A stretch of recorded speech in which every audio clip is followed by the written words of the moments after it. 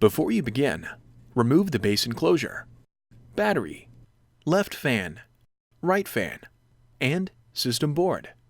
Removal. Carefully remove the keyboard and touchpad ribbon cables from the adhesive that secure them to the keyboard backlight mylar.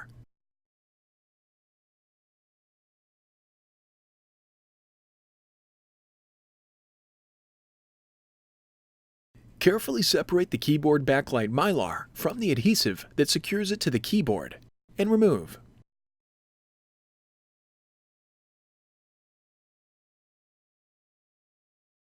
Remove the 54 3.5mm P0 Phillips head screws that secure the keyboard to the top cover. Lift the keyboard off of the top cover and remove.